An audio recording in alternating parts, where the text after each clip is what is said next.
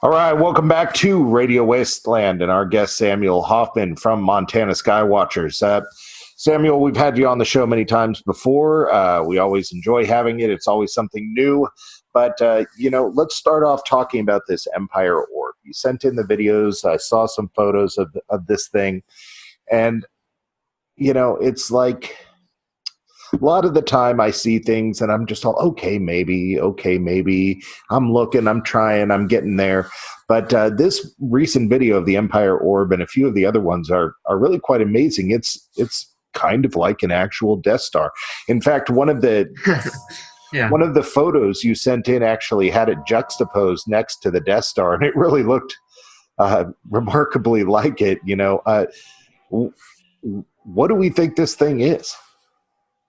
Well, this goes back through some history here. It goes back all the way to 2009 when we first started up Montana Skywatchers. And we were, back then there was hardly any of this other than the UFO sites and all of that. And then most of that stuff didn't exist. And then, I was always searching the feed for, new and cool stuff. And then we stumbled on to the Norway Spiral the day it happened. And then we sat there and there was only 20 or 30 members at that time. And we sat there and all we had a watch party, and we all sat there and watched this video over and over and again of the spiral, which you can't really, there are a few copies out there somewhere. But if you go back and you watch the Norway Spiral, you see this object that actually ends up through some of the central crazed illuminations and this beam that comes off the ground and all of this stuff. And this is over Germany or Norway.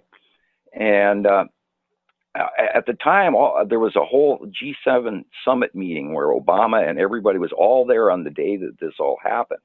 And so we watched this object come through, and it literally looked like the Death Star with a little bit of minor color variation, and it looked more gravelly, like there was dirt accumulation on the outside of it. Well, then, so being that we've watched it and we debunked it and we argued about it literally for about a week. And then, we put it on the side, and I didn't discuss a bunch of, crazy conspiracy theories, because back at that time we had to have a far more proof before we ever brought topic up on the site, because we wanted to stick to a scientific approach rather than a gossip version. So anyway, along about after Montana Skywatcher started going, and we first started seeing some of the evidence of the planets and everything else, I was outside in my yard again, and I see this orb drop out of the clouds, and there's these cold clouds are vaping around off of it as it breaks free out of the clouds, and then it stops in place. And so I knew automatically it wasn't like an asteroid or a meteor or anything, because how does it drop out of the clouds and stop? And then it changed direction, and then it turned around, and I saw that open board, the small facial hole, which is almost like an eyelid with a little dot in the middle, and all of a sudden that blue light turned on, and I just stood there and froze. And I went, wow. And had I not actually seen this thing with my own eyes, and I sat there for a good 5, 6, 7 minutes, and then eventually the light went off, and it cruised over to the side for a while into the next bank of clouds and was gone. And I went, holy crap. And I couldn't believe what I had seen. And having seen that light turn on, if the darn thing would have been on by itself at my first viewing, I don't think I would have even reacted as strongly as I did. But having watched that thing stop, change directions, turn around, and then that light come on and directly beam my direction. So anyway, following that, we started seeing sightings of the darn thing. People in Germany and Europe and the United States started getting pictures of this thing. And you know how the internet people like to, it's the all-seeing eye, and they started all talking about this and stuff like that. Right. So we went back and we had a major discussion about the Norway Spiral again. And there's some information that we could discuss about the region that the Norway Spiral occurred over, which is where we could say, hint, the collider over there. I'm trying to think of the first name. Like CERN? The Hadron. Yeah, the Hadron Collider is in that area. And then years later, we saw a cube come through a wormhole as well over Texas, which we refer to as the Texas Cube, but that's another topic. But anyway, so we started getting sightings of this over and over and over again, time after time in the clouds. Here it was over here, and here it was over there. And then all of a sudden, along about 2011, 2012, there was this black dot in about 75% of the pictures that were coming in from Europe and this and that and the other thing. And then we started getting some close-up pictures and some side shots, and lo and behold, there sits what we now refer to as the Empire Orb, central dot and all. Not the big hole asteroid, because there's one of those out there too that has a big hole in the middle of it. This thing had the eye, and it was parked next to the sun. Repeated shot after repeated shot for literally about 4 or 5 years. And then it transitioned over to in front of some of the other planets that were coming in and started causing like an ion cloud dispersal, or you could refer to as space chems, because it was blocking some of the views of some of the planetary bodies as they were getting more notable and at angles of light which they were perceivable in a better frame. And so over the years with Montana Skywatchers, we've been doing this for 10 years now. We have so many thousands of sightings that we refer to it now as the Empire Orb. And then we'd had hundreds and hundreds and hundreds of still captures, but we'd never seen it on an actual footage. And then, of course, I sent you a copy of it this week that came in from Igor. I don't remember what his last name is, and I apologize. Mm-hmm. He deserves great credit for his capture. Anyway, it's pinned at Montana Skywatcher 2 right now. It's an absolute credible sighting of the exact same thing I saw. So now if we want to discuss the Hadron Collider, I truly believe, and some other people who may have a level of physics knowledge and the knowledge of the movie Stargate, I do believe that the Hadron Collider has sent a proton link to another galaxy so that they could achieve a seventh marker. What's a seventh marker? For the Stargate, they needed the seventh marker. Oh, right. 4 points of location. Above known time space. Locking Chevron 7. Right, locking Chevron 7. Yeah. And what they did with the Hadron Collider is they speed a proton faster than the speed of light, and then they send it someplace else, and it crashes into something, and then it slows down and comes back into a containment area, which they have yet to contain. But anyway, and they keep having problems with the Hadron Collider because it sparks and they turn the darn thing on and it shorts out, and it's happened a couple of times. Last time they blamed a weasel chewing on electrical, if you recall. And I believe that has to do with the particles actually getting there before they turn the machine on. Being that they're sending them faster than the speed of light, I believe they're sending them ahead in time. And if they're listening, they can maybe fix their thing with this. But anyway, I believe that the Empire Orb is an intergalactic ship that has come from, like, just, this is a random reference. It's not an actual, like the Gamma Quadrant or the Delta Quadrant from another way. And they arrived here prior to the planetary arrivals and all the other ships and bodies and factions that we are absolutely sighting above Earth every day now for literally almost the last 9 or 10 months, somewhere around there, where all of a sudden they're not hiding anymore, and we're getting regular captures of them up close again. They did it also in 2015 for a few brief periods when Attu's moon and everything was right coming into view and was completely noticeable over the horizon, and it was this perfect round cloud and with this big purple backdrop behind it, and everybody's going, wow, what's that? And if you didn't know, you'd just think it was a weird purple patch in the sky with a funny white dot. But anyway, we've watched this over the years, and it's become a documented event that is so time proven we can no longer argue with it. So how big of a ship are we thinking this is? Well, we have seen it parked next to the Texas Cube in some shots, and it is about half the size of the Texas Cube. And this thing is massive. It is. Of course, it's impossible to get out your tape measure when from here up in the sky. Of course. I believe it is literally the size of what the Death Star was in Star Wars. So a small moon. Small moon, yeah. And we've seen that the Texas Cube is twice its size. And this summer we saw sightings of 40 or 50 parked galactic battle cruisers, just like the movie Star Wars, and I'm not kidding you. We've got sightings and pictures, and I saw it by eye outside in the northwest sky last summer, and I was like, oh my God. And I don't discuss information that we haven't proven. I'm not trying to come up with a bunch of conspiracy theories, guesses, or anything like this. This is after numerous sightings do I openly discuss this. Otherwise, and I'm sure people out there are going to laugh anyway, and they're allowed to, because I've dealt with 40 years of this stuff. Mm-hmm. But there's far more going on, and it's so cool, and I'm so excited this week that we got that actual live footage that absolutely matched everything I saw. I'm doing a little jig, all right. So you said you said that this thing came out of what you're referred to as the Norway Spiral, and you sort of alluded to it as being a wormhole or something like that. So the Norway Spiral was an event. It's not something that's continuously there. Is that correct? I've actually seen video of it. It's pretty striking, and hundreds of people saw it. I think. There's also a really. Oh, I'm sorry. Go ahead. I think like the Norwegian government or something claimed that it was a missile test that went out of control and sort of spiraled off. I don't know. I guess they had to say it was something, right? But it is. Just go to YouTube and type it in. There's many different copies, and the trick is to find an unedited one.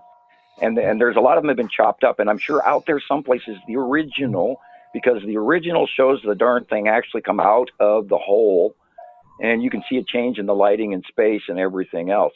The copy I currently have ends right before it comes through, and I've been searching and trying to find an old one, and maybe if I have somebody in Russia or Hungary, I have a friend named Petty in Hungary. I'll ask him to look in his area. Maybe he'll get a better copy of it. We have to do that sometimes. We have to re-import videos back to our area of the United States or Canada and everything else. They have worse internet than we have. They're blocked in so many ways you would believe. But that's government censoring, and we have tons of it. But so you say the Empire Orb. You said that there was another sphere, that the Empire Orb is not the only one. No, there's multiple smaller little spheres we've had captures of, even close to the Empire Orb itself, which is why we know that it's more than one. And then there's the Texas Cube, which arrived over Texas and over the Texas Collider, believe it or not, which would also back up the wormhole theory in the seventh marker. I mean, otherwise, why are they arriving directly over the top of these things? Mm-hmm. And then there's smaller cubes. There's the long box cube. Now, currently, we've had for the last 2-3 weeks sightings of the Texas Cube between the lead asteroid, and that's another of the OCG's object cluster group. The Texas Cube has been hiding behind the lead asteroid and in between Attu's moon on the left-hand side of the sun. Now, it does cross in over the top of the sun in the early parts of the day. It's changing, so it's hard to call the time. But anyway, it's on the left-hand side of the sun. And for the last week and a half, 2 weeks, the long box cube, which is very much like the Texas Cube, but it has more holes in it and more structural incompletion, shall we say. And it's twice the size of the Texas Cube. And they each have a side orb that is usually sighted exactly in the same spot time after time after time. And that has something to do with the ionization of the clouds and their cloaking abilities, because they cloak themselves using this module that creates an ion drag-off tail. When through space they come in, it's cold, and then it hits our warm atmosphere, and then all of a sudden it puts off this steam mist trail that blocks the view.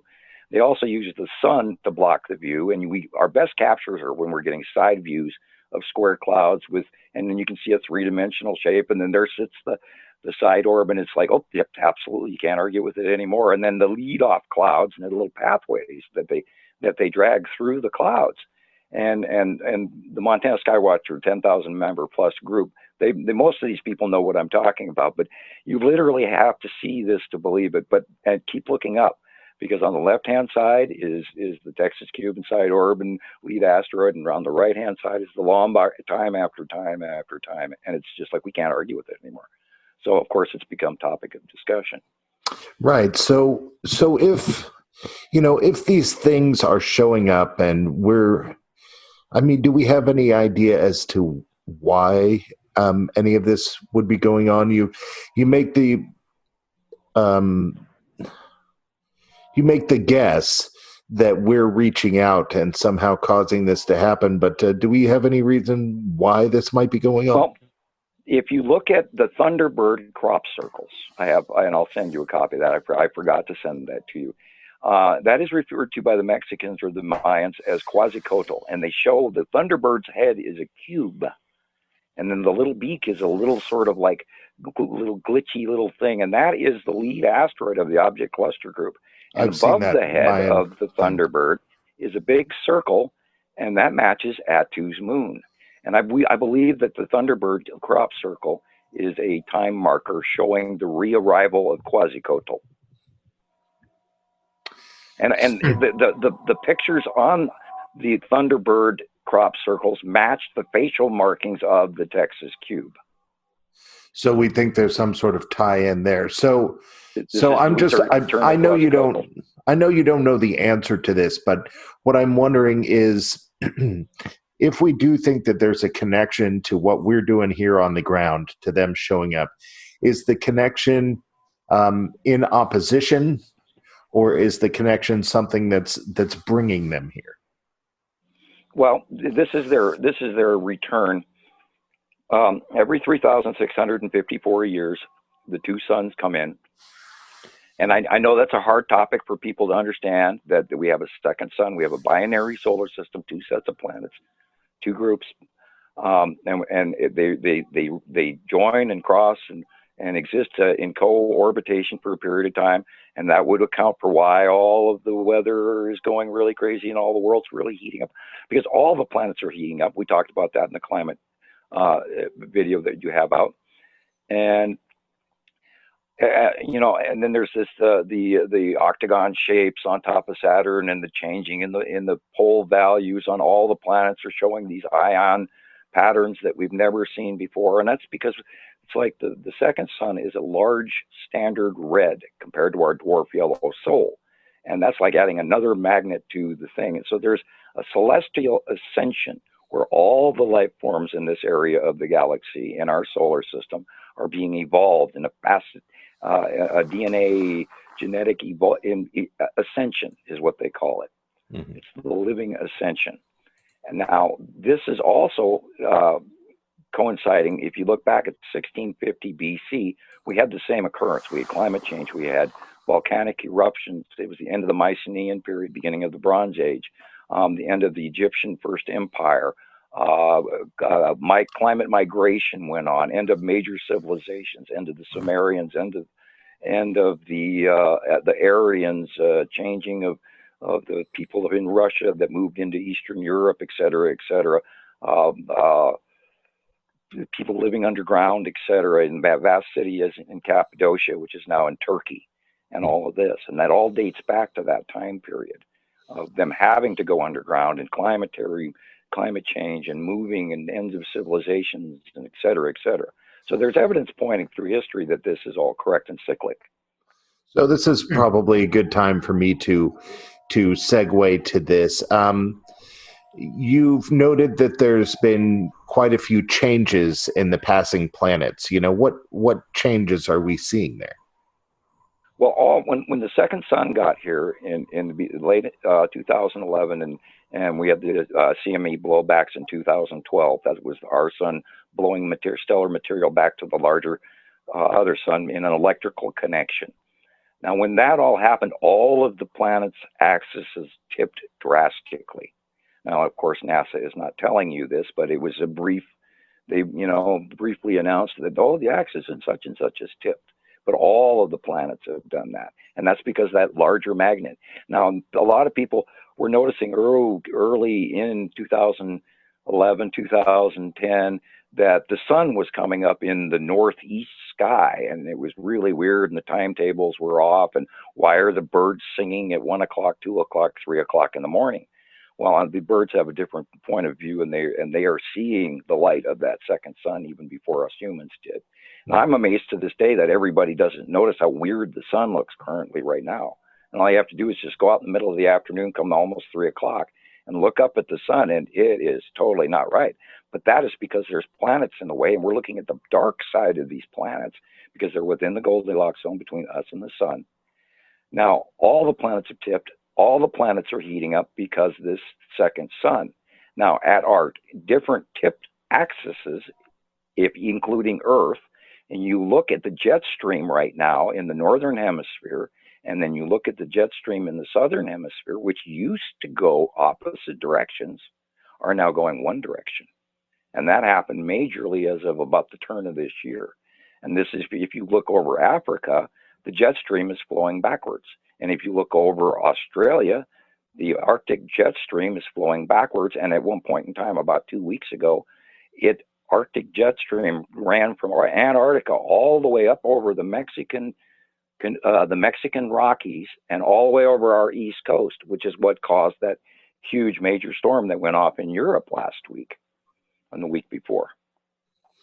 So we're seeing extremities in our weather because our planet is majorly tipped and our winter access point at the axis is tipped, and therefore Australia is having the heat waves and the fires because their winter angle of light is almost a direct dead on from the two major suns, or if you want to, the co-orbiting pair, and they're frying because they're getting direct sunlight that they don't normally, because we're closest to our sun during winter. It has to do with the orbital oval that we move on and how our axis is in comparison to the summer axis versus the winter axis, if you follow me.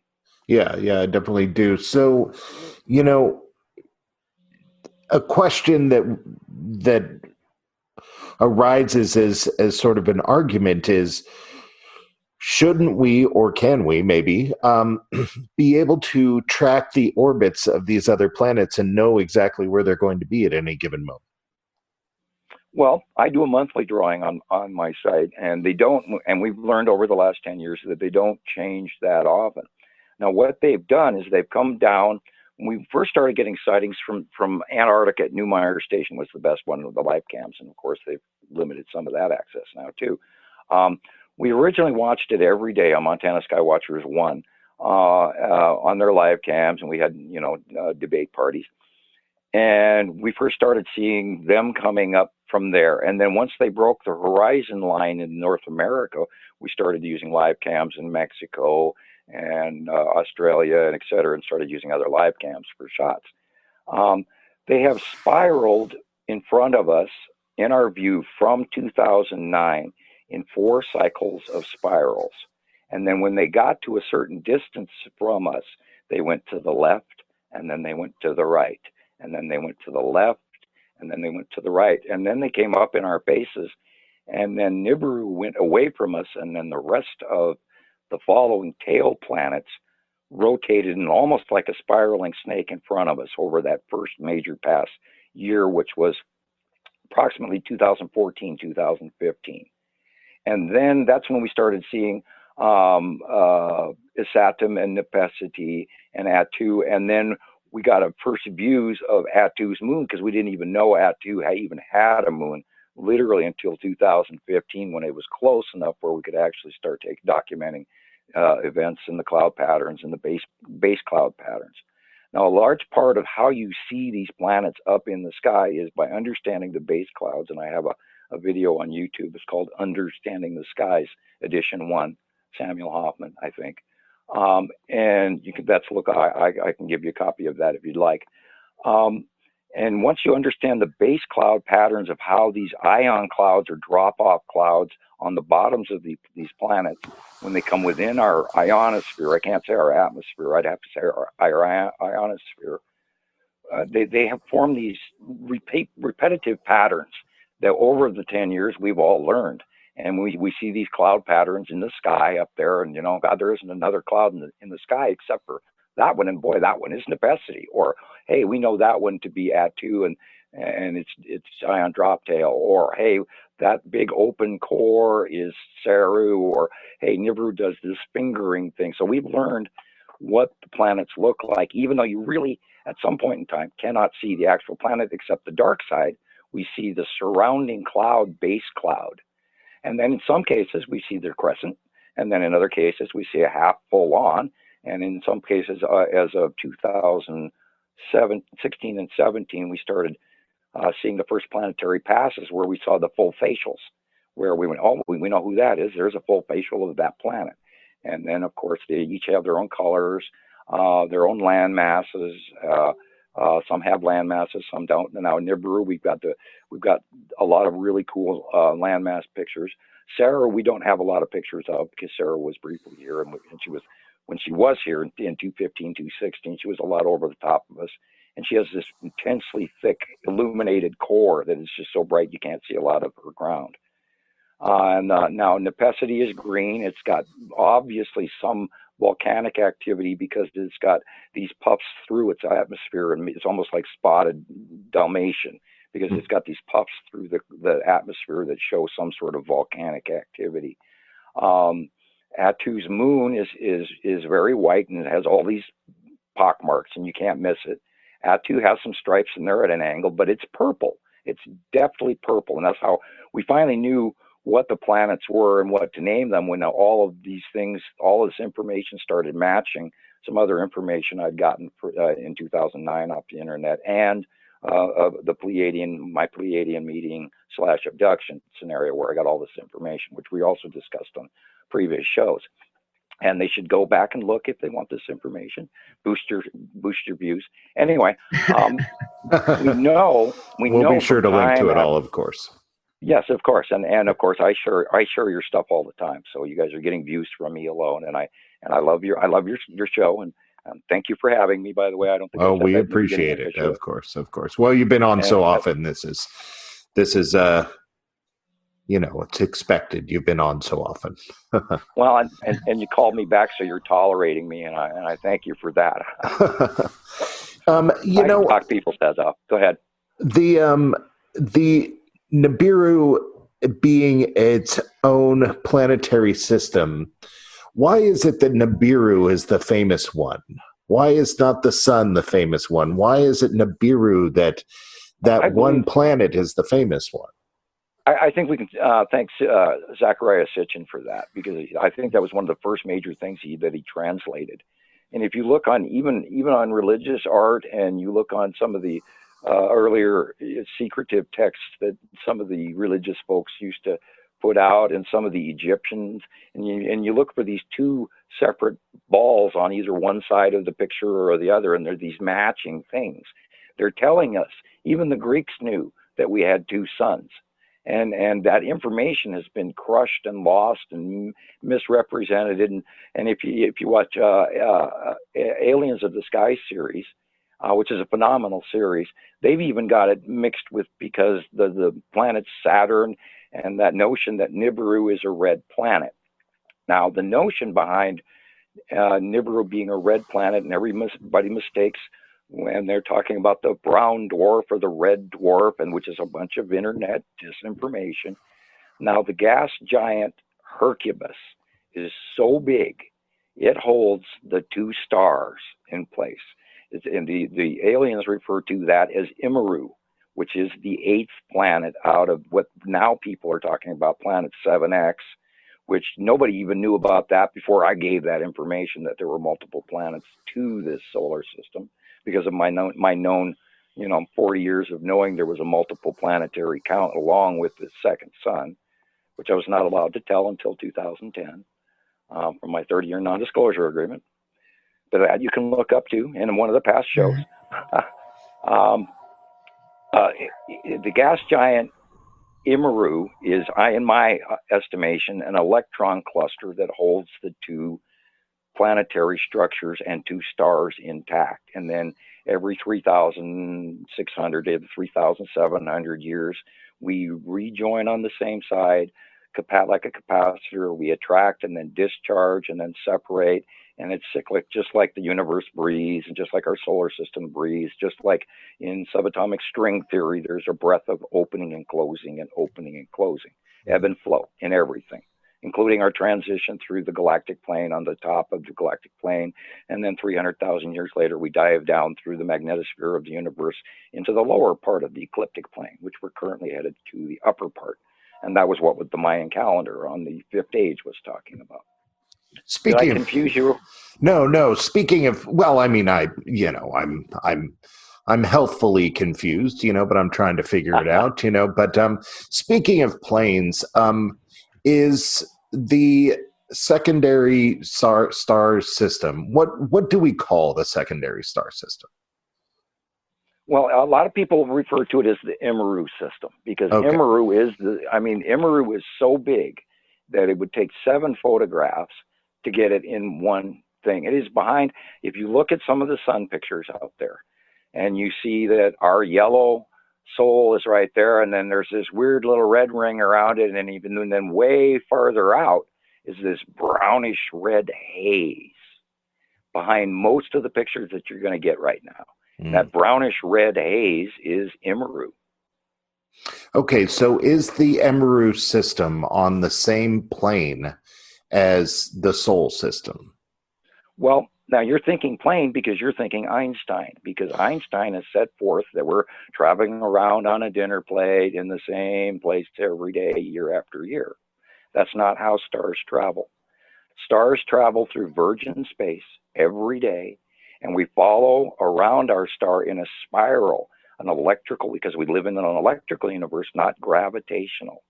We follow in it's like when you pull a sock out of the dryer, you get 3 other socks because they pull. And the stars are the magnet, and the planets are like protons, and neutrons are like moons and dead bodies, and electrons are like comets and all of that.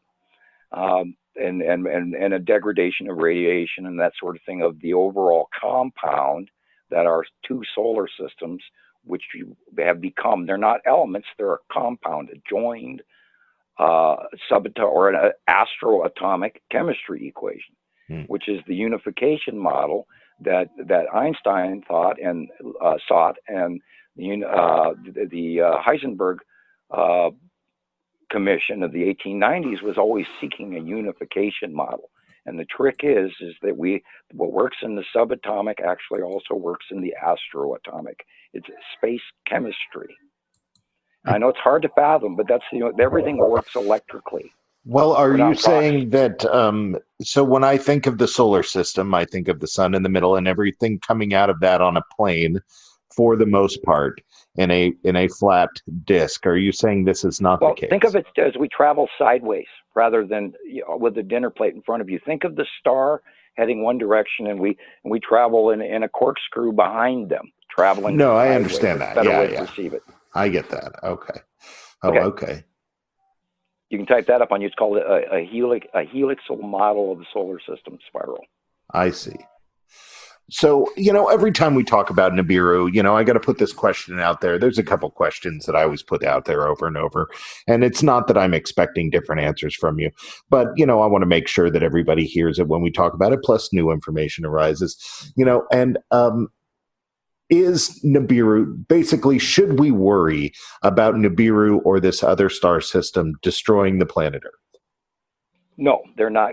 They are not going to shoot themselves in the foot.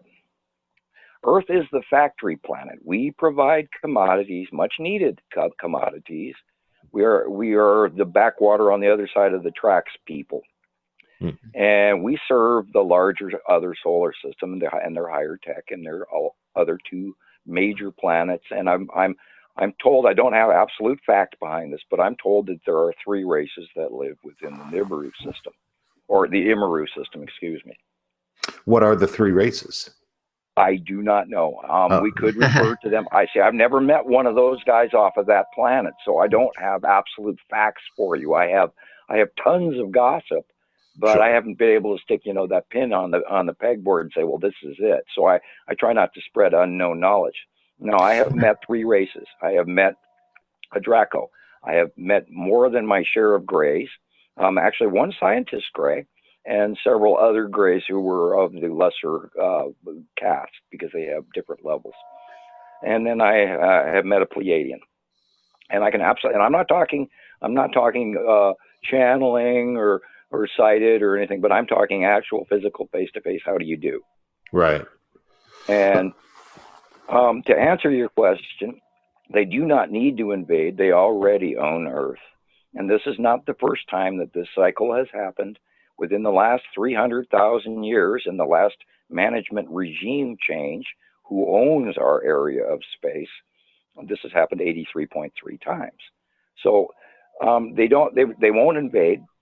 They're not going to destroy us. They're not going to come down and eat us, from what I understand. Although there may be a few rogue factions that fancy cow lip stew, like we've talked in the past. And it's like Star Wars. That's distasteful. There are so many life forms out there. There are rogue guys flying around in this craft and that craft, and something they pieced together from the Ferengi, which is a joke. Right. And there's so many factions up there that people have got to realize that this is not just 7 guys coming down in a saucer landing and abducting people and then sampling their DNA or anything like that for a test back home. These are multiple factions that are here with many sightings of many ships, and they're all here for the ascension. They're all here to pick up the commodities, and number one specific one is gold, because that prolongs their life, and it's a huge part of their technology. And I don't often talk about that. So you talk about how they get commodities from us. It's almost like we're a intergalactic sweatshop. How do we know that we're this? How do you want the whole truth? Well, yes. Well, I mean, are you going to hang up on me if I tell you? I don't know. Is it mean to me? As long as it's not mean, no. I don't think we'll hang up on you. Okay, well, I'm quoting the Pleiadian that was 7 foot tall with a really funky back of his head, and I sat and talked to him for a couple hours. Uh-huh. And he informed me that we were not created by God. We were created by demigod. We are a clone race with a clipped 24th chromosome. Otherwise, we would live longer and self-heal, which they do as well. The alien races, the Annunaki, etc., they live up to a couple of thousand years. And we are a combination of 12 genetic manipulations into one, and then mixed with the genome of the ape that lived here. And we are here mining this planet, which is a rock type planet compared to their water type, which is a much larger body. And that's why they're larger as well, because they live in a gravitationally larger area with higher condensation of oxygen, atmosphere, etc., because of its barometric pressure, which is why when Earth used to be highly more oxygenated, our animals were much larger, like the woolly mammoth, for instance. Oh yeah, and some of the bugs were freaky huge. Right, and when the oxygen levels overall and the nitrogen levels started increasing, the oxygen levels decreased, our animals over time through evolution got smaller. Mm-hmm. So anyway, these are larger beings, and if you watch The Gods of Egypt, that movie, it's a great movie. They put out a lot of really interesting hints toward reality, and we all know Hollywood does good and bad hints. Like there's multiple factions running it. But anyway, that's conspiracy theory. Anyway, where was I? I'm getting lost. Basically, we're talking about how do we know that we're this intergalactic sweatshop? They need us. We produce the stuff that prolongs their lives. Like if you've seen the movie Dune, we're the spice. We're the spice planet. We're Arrakis. Yes, I'm a nerd. We're Arrakis, and they come to us, and they collect the spice, and because it prolongs, it's like us trying to give up gas tomorrow. They're not going to do that. And Earth has been doing this cycle. We are not the first. We're not the first generation of people to do this. We're not the first version. There have been hundreds of us. Hundreds of copies, and this has been going on for what I understand well over 1 million years. I see.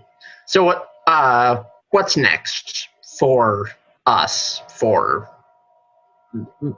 these systems for the next few years? Well, we're going to see our weather is going to get worse.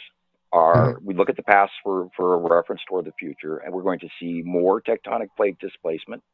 This is how very large areas of land go standing straight up in the mountain ranges. We're going to see a lot more volcanoes. We're going to see a lot more bad weather. We're going to see a lot more bad storms. Look at all the high winds.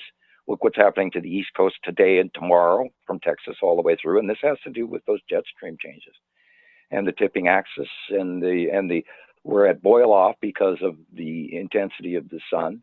Our atmosphere is full of much more moisture. When the planets cross, they drag atmosphere and then drop it back down on us. When the object cluster groups close past Earth, they do the same thing. It's like putting a spoon through the soup. It stirs it up even worse. So we're going to see a lot more. We're going to see a lot more flooding. We're going to see a lot of coastal tidal flooding. We're going to see sloshing of the oceans if we keep rocking back and forth on some of these close passes. We may even see such a close pass where like an entire tectonic plate area just suddenly ripped and pulled across hundreds of miles of terrain within seconds or minutes. I don't know fully, or it could be a slow, gradual process, which it has been doing as well.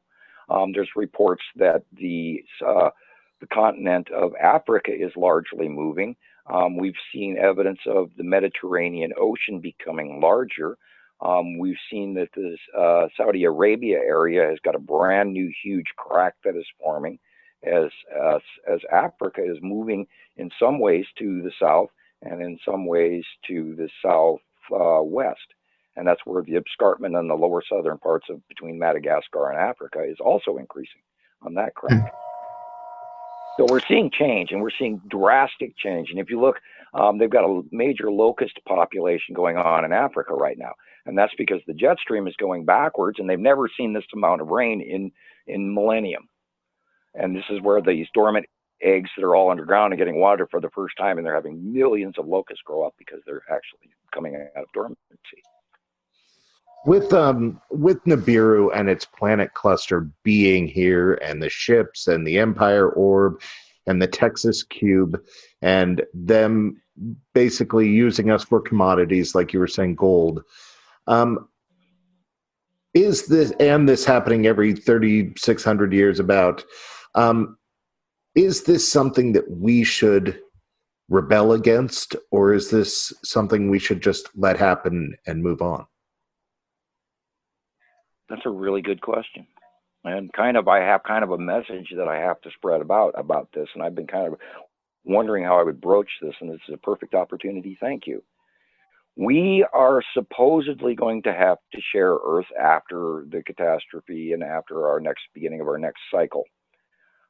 So we are supposed to, and this was what I was told, we're supposed to accept these changes, and we're supposed to get rid of some of our prejudices. If we can't even get along amongst our own people, how the hell are we going to do it with another race?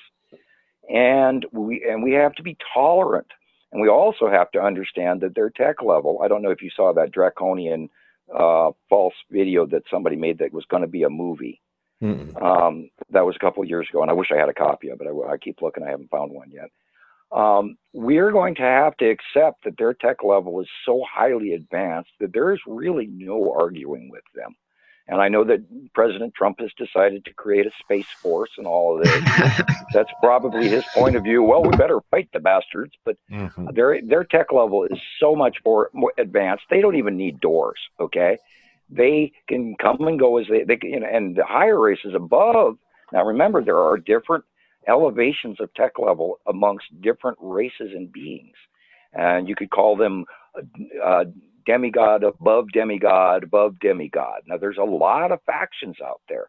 Some of them have advanced tech that can actually travel through time, and that was how the Pleiadian was able to look me up, because supposedly he's from the future and they have all this stuff recorded, and he sat there and gave me huge portions of my life, which has come true.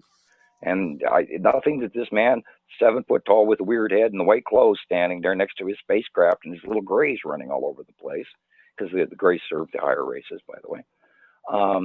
And they're nasty when they're not supervised, unless they're higher tech levels. And then they're quite interesting people to talk to. And they don't talk to you, they just think to you.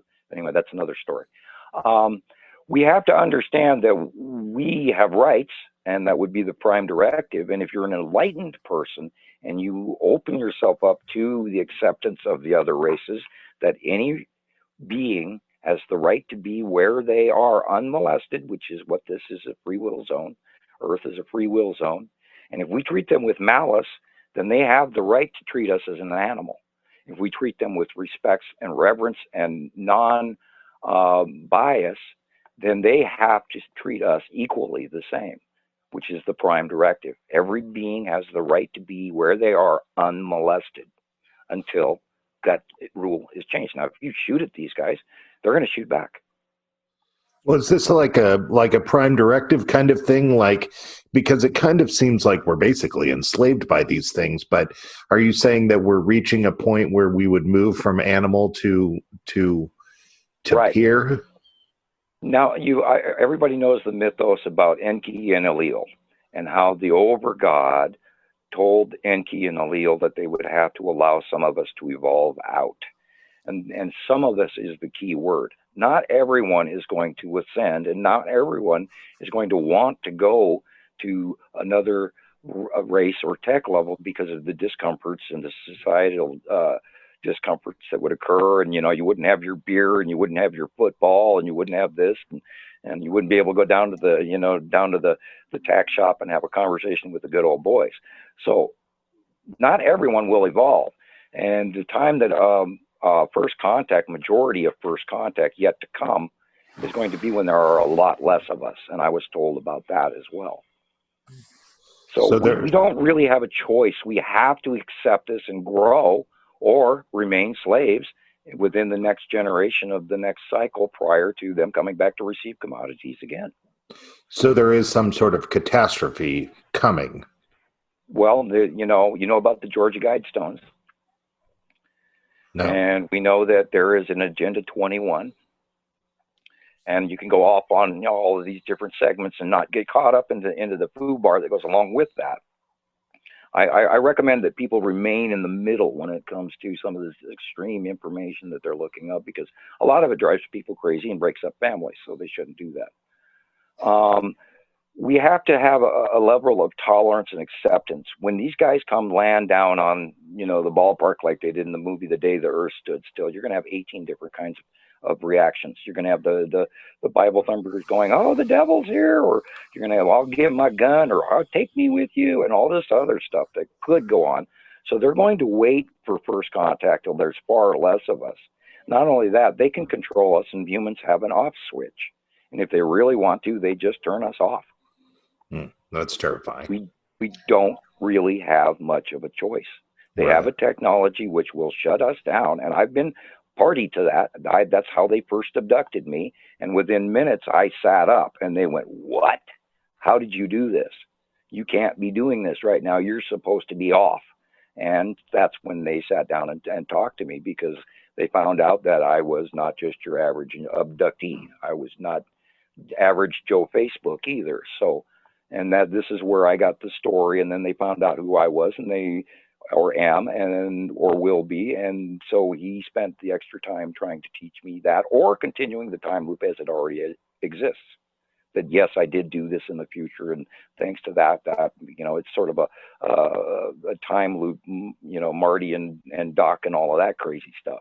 I mean, it's nuts. It's really hard to keep all of this going in my head and actually believe it myself, and yet I've had evidence of it so overwhelmingly I can't argue with it anymore. And laugh all you want in your homes and by your television sets or wherever, but this is what happened, and I'm actually trying to share the actual truth that this is coming in, and I would absolutely love to be wrong, because I like going to the store for that gallon of milk and buying my chicken wings and all this other stuff.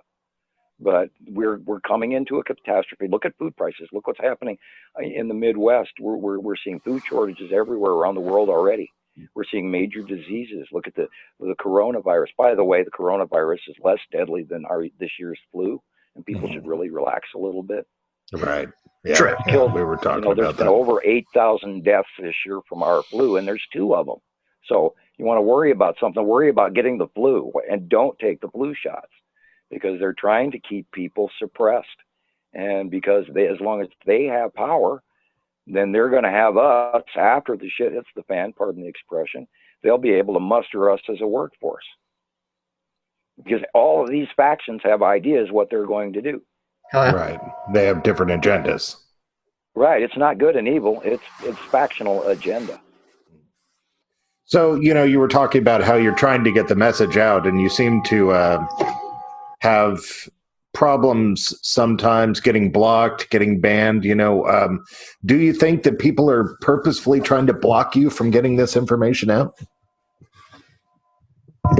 Well, You should hear the background noise on the phone right now. That answers your question for you. When I first started doing this, the second month after I got online and started, because I don't try to cover classified information. I still stick to the rules, and I hint and I make metaphors and things like this. And 2 months after this happened, my house was fried electrically. Like somebody walked in here, and because I knew something was wrong with the door when I tried to get in, and then I walked in the house, and half my house was fried, and none of the breakers were kicked off in my house, and yet things that were not plugged in even didn't work, like my water pick or my stereo, my extra stereo didn't work, and it wasn't plugged in, and my carpet shampooer and my vacuum cleaner, they were all fried. So somebody EMP'd my house and fried my computer and a good portion of the information and the Library of Congress information that I had just downloaded, which showed. See, I went to the Library of Congress and looked up whether or not I was crazy, because I was recruited for the Far-Seeing Project, which I'm now allowed to talk about it because it's been declassified. And I looked up the Far-Seeing Project and their funding, and come to find that the G7 had refunded it in 2003, and within a week, my house was fried. So, what is the Far-Seeing Project? It's remote viewing. Major Ed Dames was in charge of the project, and they recruited high physics-minded. I was a chemistry whiz kid. To me, it was just easy. I finished equations Einstein couldn't finish. And then my teacher sent them in, and that's when they gained my notice. And I'd also I'm Dutch, and they recruit people with high physics skills and high ESP quotient. And a far-seeing person sits down, and then they give you a target, and you sit in a room with a bunch of other people, and you get a tablet of blank paper, and you write down your feelings on what you see in your mind about their target. And they had several rooms full of doing this at the same time. And then they took all that information and compared notes. And they were using originally to spy on Russia. And now, during this very brief period of time that I was involved in this, I saw more than that. And I didn't report it. And that was part of what made me make my decision that I no longer wished to be part of that, even though they were providing my permanent residence on an Air Force base for the rest of my life, which they told me that I would never fit in society. But then they brought me back to Montana after rebelling and in handcuffs, and I had to re-sign up for the world, and I didn't even exist anymore. So that's another story. But I know that they're messing with me for a number of reasons. My phone has been clipped numerous times. I've had the white van with the guy sitting in the back with the computer gear next to my house a few times, and brand new white, these new really cool cargo vans. And one morning I walked up to them with a box of donuts, and I said, "Guys hungry?" And they pulled the curtain on me, and the next day they were gone. So you were just trying to be neighborly. And for instance, I have an icon that pops up on my computer screen regularly, not all the time. But when they're monitoring me, I can see that they're doing that. And then they're monitoring note type for type, letter for letter, what I'm typing. And I don't presume to be not viewed. And when I talk on my cordless phone, I can hear an echo from the other room. So I know there's probably, and I hate to say this stuff because I don't want to sound like a conspiracy nut, Paul, but I know that they're probably listening as we speak. So, and this is, of course, I'll reach as far as I dare go, and then I'll hint and make metaphors from then on. So this leads me to believe that different groups of humans who are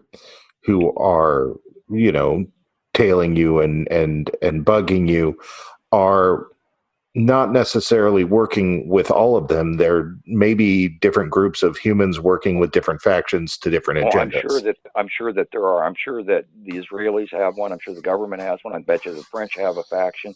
I bet you that certain religious groups have, like the Catholics probably have a faction. The Roman Catholics, I'm sure that the Jews have a faction.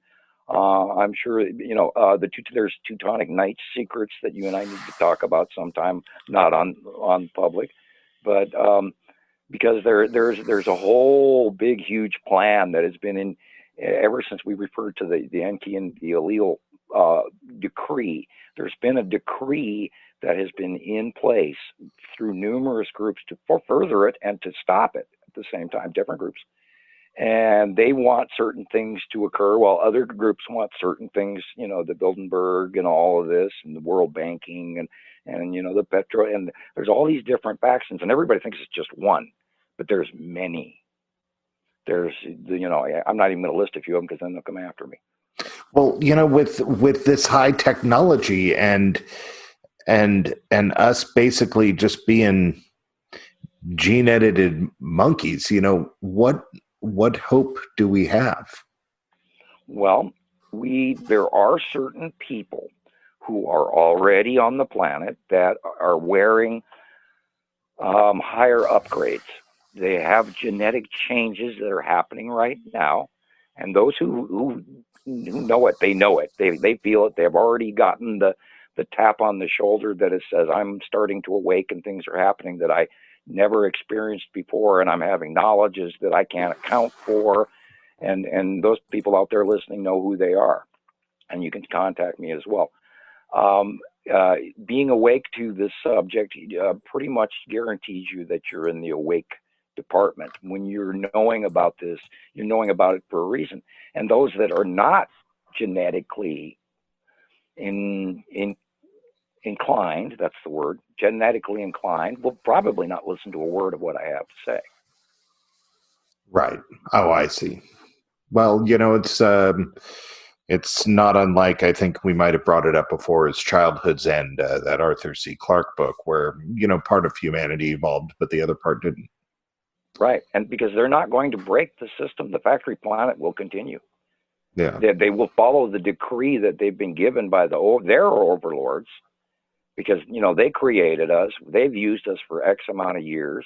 And because we are now, the Pleiadians, they believe us to be worthwhile, that we should evolve out and be brought up to the higher tech levels. And they're like the ASPCA for humans. And they consider us worthwhile and believe that we should be accelerated into the evolution where we can start living for 2,000 years as well. And some races live even longer. And now there's life out there that we don't even account for.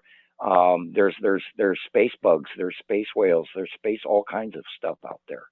And of course, NASA is not going to tell you about that. And man hasn't been on the scene long enough to go far enough out to even see any of this. And of course, they don't want you to know. Why isn't NASA? Why doesn't NASA want us to know? Or is it because of a tie to one of the factions?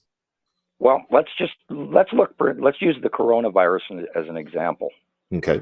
Look at how far everybody's going on just knowing about this coronavirus. They're panicking all over the world. Yeah, that's true. And then you've got your researchers, and then you've got your people that aren't going to listen at all, and then you've got your persons that's going to wash their hands and they'll change their ways. And then there's the person that doesn't even care. Mm-hmm. Nor does he wash his hands when he leaves the toilet in the public restroom, and then grabs that door handle. So no, I get you. I get you. It's the mob mentality that, you know, right. the smart are talking about it, and the rest are dangerous. And look what would happen to their tax revenue if everybody knew that we were clones. And these people who can't deal with it are going to jump off the nearest bridge. Oh my God, there's no hope for me, and God isn't going to take me into heaven. Right. And then all of a sudden, you know, we've got chaos going on. Some people will die. Some people will go crazy. Some people will go, well, that means there's no devil, so I can go out and steal all I want. So there's a number of reasons why they don't tell you. And there's a lot of reasons they think that we're unfortunately too stupid. And unfortunately, in some ways, they're correct. Right. Okay. Well, unfortunately, I've been on this for 25 years. Yeah, unfortunately, we're at the end here. So why don't you tell our audience where they can find out more, where they can follow you, where they can see some of these pics and catch some of these videos? Okay, well, you can send a membership request to Montana Skywatcher 2. You have to type it in. And that's a Facebook group. Right, that's a Facebook. And to find my older videos and some of my earlier material prior to them stalling me from being able to even upload, type my name in, Samuel Hofman, Samuel Hofman, 1 F instead of 2, and Hofman, Dutch version instead of the German, on YouTube, and you'll see a 10 or 15 or 20 of my videos or more. All right, sounds good. Samuel, thank you for being on the show again, and always, it's always fun to talk to you, and it's always fun to learn what you have to teach. Well, I really want to thank you for having me back again, and I really enjoy doing your show. So wonderful. Thank you. All right, you've been listening to Samuel Hofman here on Radio Wasteland.